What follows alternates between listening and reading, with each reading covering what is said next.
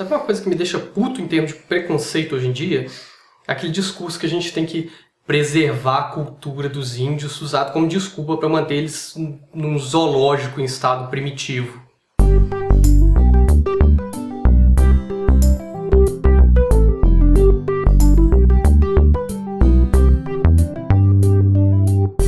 Ok, hoje eu vou falar de mais um tema que vai contra o lugar comum, vai contra o que é bonitinho falar, então vamos prestar atenção, vamos com calma. A primeira coisa que a gente tem que separar aqui é a diferença entre preservar a cultura e preservar o atraso tecnológico. Essa coisa confunde muita gente, mas cultura não é tecnologia, ok? Preservar a cultura significa preservar os seus valores, o seu idioma, o seu folclore, as suas manifestações artísticas, a sua religião, entre outras coisas. Preservar a cultura não significa viver num estado primitivo para sempre, sem acesso à tecnologia, sem acesso à educação e conhecimento, sem acesso a atendimento adequado de saúde, sem acesso a saneamento básico, sem acesso a qualquer coisa da sociedade moderna.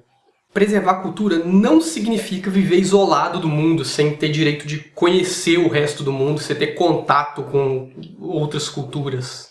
Todas as culturas do mundo têm acesso ao conhecimento, têm acesso ao contato com outras culturas, podem interagir com elas, podem trocar informações, trocar experiências, vivenciar um pouco da outra. Essa interação é legal, ela produz resultados bons. Nós brasileiros, que deveríamos saber isso mais do que qualquer um. Imagina você se a gente começasse a falar que não, temos que preservar a cultura japonesa, então todos os descendentes de japonês do Brasil vão ficar vivendo em feudos com samurais e velhinhos no alto do monte e vão ser proibidos de ir para a cidade. Vamos botar todos os descendentes de africano para viver em tribos e todos os descendentes de europeu para viver nas cavernas pintando bonequinho de palito, para preservar a cultura deles. Vamos? Aposto que você achou a ideia absurda, né? Então por que você acha que só os índios têm que viver para sempre num estado primitivo, parado no tempo, como bichinhos no zoológico pra gente ir lá assistir e achar bonitinho?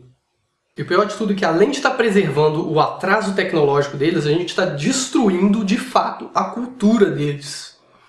Porque está cheio de missionário indo lá pregando o cristianismo para as igrejas, está cheio de índio aprendendo a jogar futebol, está cheio de índio falando português e vivendo no mato. Quer dizer, a cultura em si está sendo destruída e o que está sendo preservado é só as condições primitivas de vida.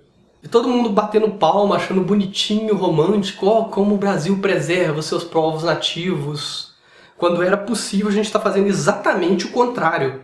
Na nossa vizinha, que é Bolívia, por exemplo, os índios não são tratados como uma sub-raça que tem que ficar isolada e não pode participar da sociedade. Muito pelo contrário, eles estão plenamente integrados, eles fazem parte ativa da sociedade, tão ativa que o presidente hoje é um descendente direto de índios. Não só isso, como ele é um dos poucos que usa vestes tradicionais que expõem a sua cultura, ao contrário da maioria dos presidentes de todo lugar do mundo, que faz de tudo para parecer uma almofadinha genérico. E não importa o quanto você concorde ou discorde das posições políticas do Evo Morales, você não pode negar que ele é um exemplo muito claro de como os índios podem fazer uma parte ativa e importante de uma sociedade, e não ficar só como bichinhos de estimação de um país. Bom, a questão que provavelmente vai aparecer vai ser alguém falando que não, a gente não tem que fazer isso porque os índios não querem viver na sociedade, porque a sociedade é do mal, é feia, é boba, malvada, e eles não querem se misturar com um homem branco maligno e a gente não pode forçar eles a fazer isso.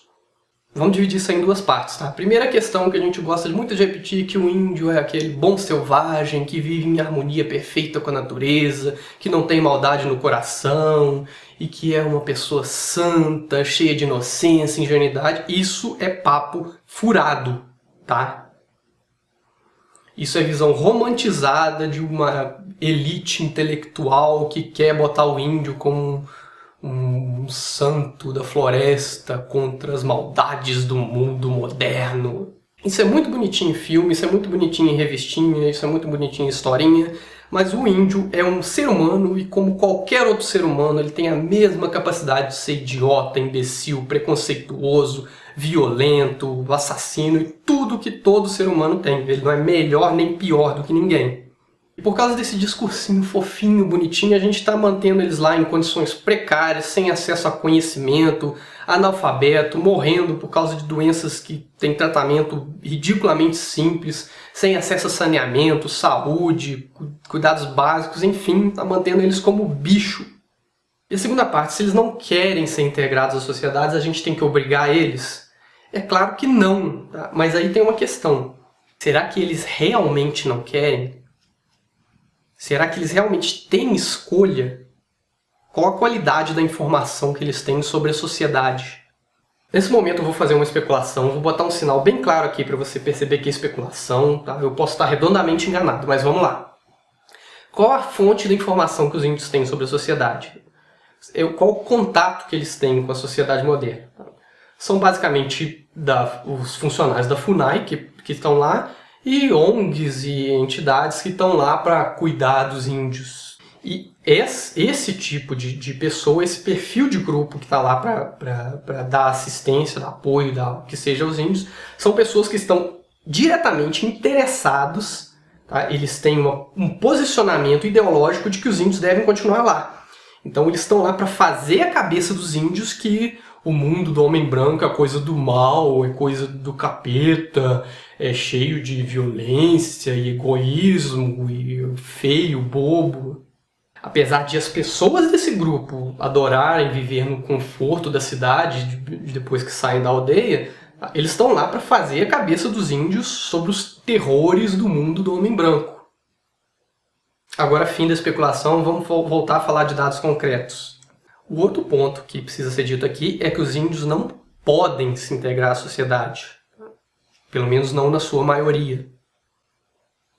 Acontece que as reservas indígenas, as terras indígenas, esse discurso todo que a gente tem aí que os índios estavam lá primeiro, portanto a terra é deles. Isso é uma mentira, porque a terra não pertence aos índios. Apesar do governo fingir, vir com aquele discurso bonitinho que está cedendo aquela terra para os índios, que pertence a ele historicamente, ele não está cedendo essa terra para os índios, tá? Ele está emprestando, vamos dizer, essa terra para os índios.